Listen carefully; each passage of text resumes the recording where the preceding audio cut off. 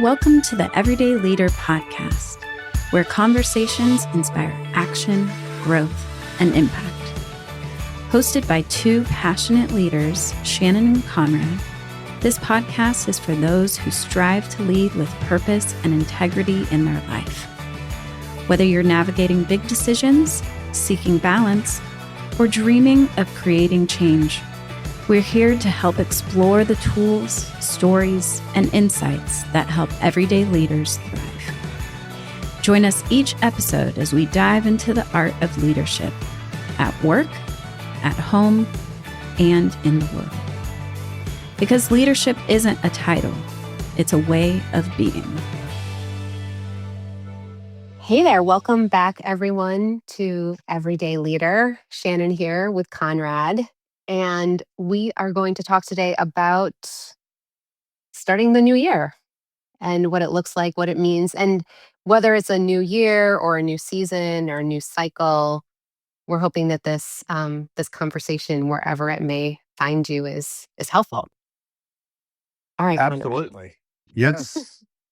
We're in week two of the new year, and I'm wildly curious about what you do during this time of the year, what your perspective is on the new year.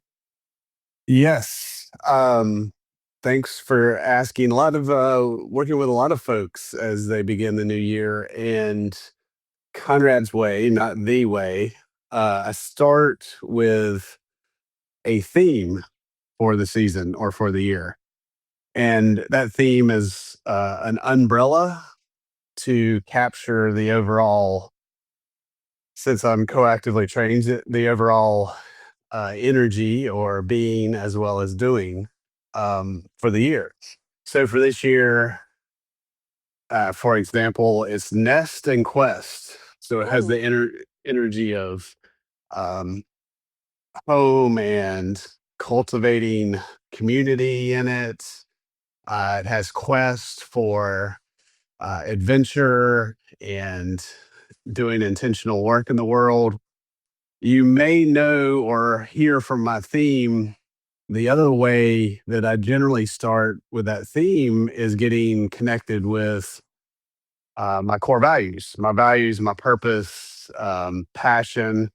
So, first step overall is getting really clear and connected with who I am at the beginning of this season.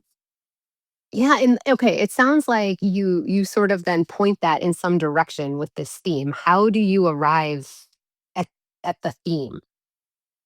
Uh, it's a great question. Generally, and we've done episodes on this, it's in that land of imagining, it's that land of collaboration, working with others, walking outside, and being in touch with my values, which then lead to a theme of like there's a wanting as well as a what I know to be true about me. So rest, recovery, and that nesting is important.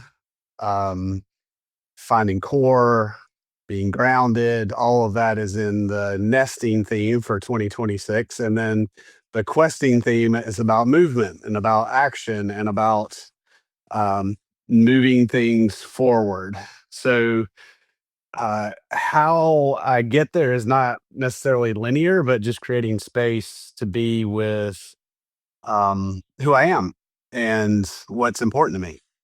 Yeah, and I love how it's serving you as this umbrella for whatever specific actions might emerge, whether you call them goals or it's a checklist for you, or you are still figuring out some of those things that might be happening for you this year, and you want to create something that it's aligned with that umbrella. Absolutely. That umbrella then leads down using that imagery, that metaphor down the umbrella holder, whatever that thing's called, like The which handle? the handle, thank you, umbrella holder handle, uh, which does have support the umbrella and has energy or motivation and focus coming down that leads to action, goals, habits, rhythms, all of those things that support the umbrella. So I do feel it's critically important after connecting with themes, after connecting with values and purpose, is to go down the umbrella holder and really look about what supports that. What is that? And there's many ways leaders set goals.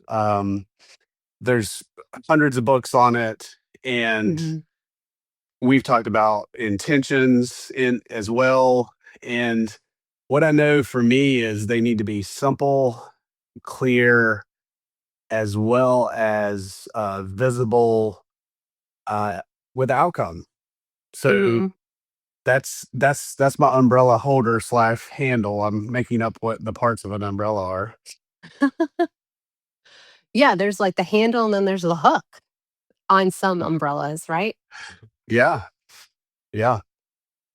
Okay. Um, Yeah. yeah. What's similar for you or different about how you approach a new season?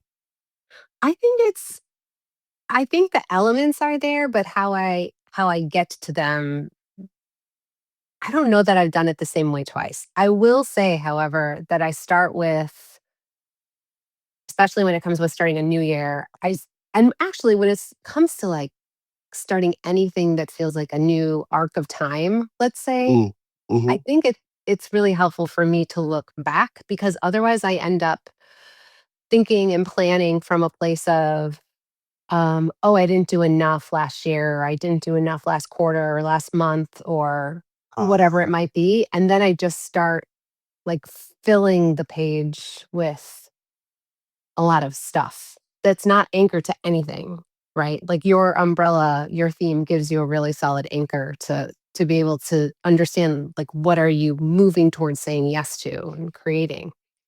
So I like to do a reflection. I do a month by month reflection. I look at, Mm, all areas of my life. I kind of write things down, and that helps me see where I felt energy and where I felt depleted. So, where I was spending my time and I felt really energized by whatever that was that I was doing, and where I maybe spent my time and I didn't feel energized, that's usually what emerges right away. Like, oh, I spent my time doing a lot of this, and that was awesome. And I also spent my time doing a lot of this and that, first of all, did not create anything, right? yeah. I don't have anything to show for that except for feeling really depleted, right? I have nothing to show for my many hours of scrolling except for like a bunch of stuff that Instagram told me to buy that I'm not even using anymore, for example. So, I, yeah.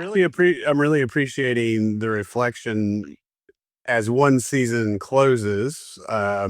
There is that place for reflection, celebration. Where was I well used? Where was I in a default pattern? Like asking all of those questions. Love what you're saying about what energized me, what depleted me, and it's so important in a transition to Yeah. have that reflection time to use that as fuel and information to set the next objectives. Yes. And I think, because I think, at least for myself and people I work with and other people who are just really high achievers or hyper achievers, we have a real natural tendency to fill our calendars. That makes us feel like we're accomplishing something, right? Yeah. And we know that that's not true, but that doesn't necessarily mean that it makes it any less of a natural thing for me to do. So I have to really keep that in check, especially at this time of year. So I actually really slow down and just for the first few weeks, we'll just pay attention to what does my calendar look like and what am I putting on it and what am I trying to and what am I saying yes to and what am I saying no to? And Mm. then my umbrella kind of starts to form a little bit later in the quarter, like closer to February. My birthday's in March. So usually by the beginning of March, I feel like I've got a pretty solid theme and a sense of if I have some specific goals, I know what success looks like. And I also know what the resources are that I Mm. need or will have to source from myself in order to make those things successful. So I'm that's been helpful for me. Yeah, and I'm hearing the permission in that to for all of us everyday leaders to take the time um, to make space, whether that's a week for you, a few days, a couple of months, like Shannon's talking about. Let it get more fully formed so that it is sturdy and will support you as you move through the season. Yeah. It's a good time to move slow. It's a good time to, well, perhaps all time is a good time to move slower than how we as humans are used to moving, especially here in the Yeah. US. But We're yeah, looking at nature, at least in North Carolina where we are, Shannon. It's there's a lot of slowness outside. Leaves have fallen all on the ground, and the trees are preparing themselves for the spring to come. yep, So it is a good time to reflect, go slow, and create intention. yeah. We want to know other ways that this is done. We're in conversation with lots of coaches and people who do this type of work, and we're always open to hearing more ideas, more thoughts. There's so many different creative approaches that people have for starting a new arc, whether it be a new year or a new season. So let us know, share with us, and thanks so much for listening. Absolutely. Be well. See you next time.